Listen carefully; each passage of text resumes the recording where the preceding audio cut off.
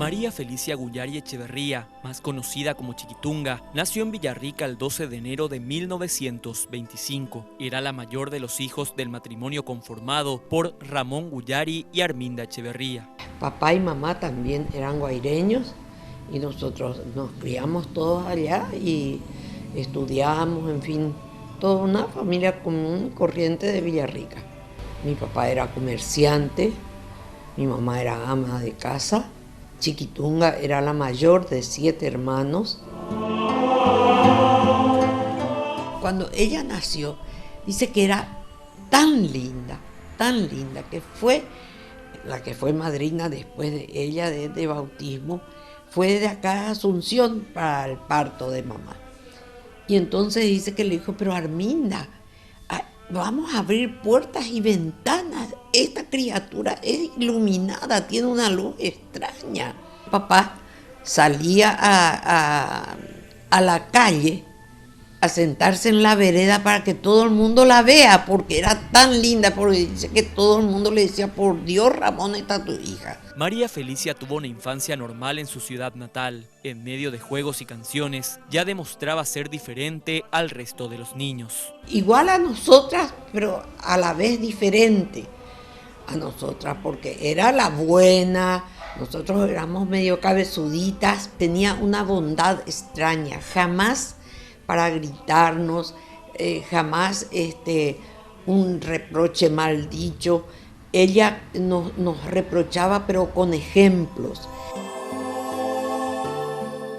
Era juguetona, alegre. Ella le habían regalado un tapetito a sus papás a los 4 años y ve a una niña en el colegio, en la escuela, que era pobre, ¿verdad? Y se lo regala.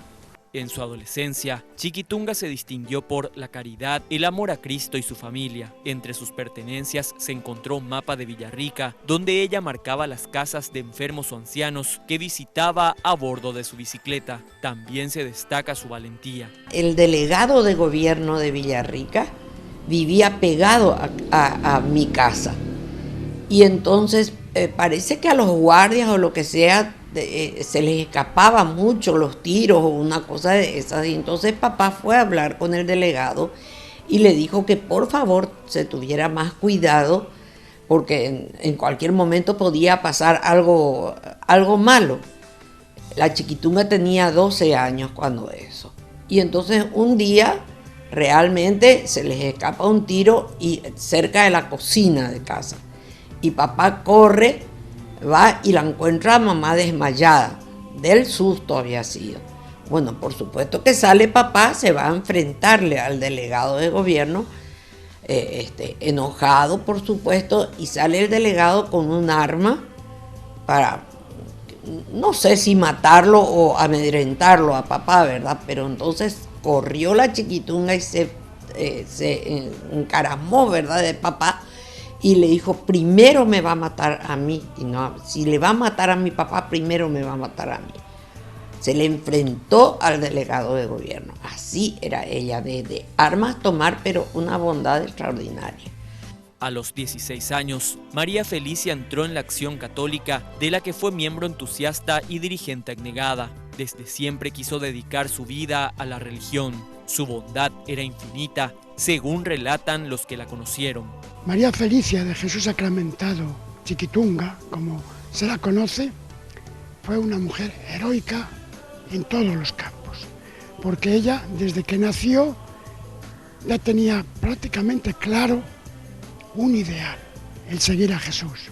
Incluso dice en un escrito ella que desde que ella le recibió a Jesús, desde que ella hizo su primera comunión, para ella Jesús, Eucaristía sobre todo, era todo para ella. Ella estaba para todos. Trajo una vez a casa a un tuberculoso, no me acuerdo si era él o ella, pero era tuberculoso y que mi papá pegó el grito al cielo, pues imagínate en aquella época.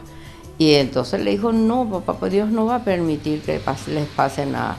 Tras la revolución de 1947, su padre y hermano fueron exiliados. En ese momento, Chiquitunga se convirtió en sostén de su familia. Era una mujer que no toleraba las injusticias.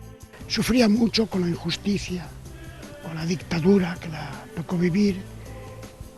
Amaba a los pobres, a los enfermos, a los ancianos.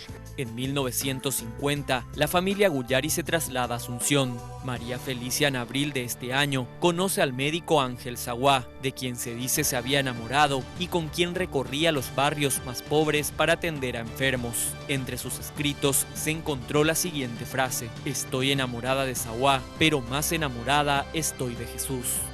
En el año 1955, ambos se despidieron. Él decide ir al seminario. Ella, a los 30 años, tomó los votos de las Carmelitas Descalzas de Asunción. La religiosa falleció el 28 de marzo de 1959, domingo de Pascua, por una rara enfermedad. Al enterarse de su muerte, cientos de personas se congregaron en el lugar donde se la velaba para despedirse.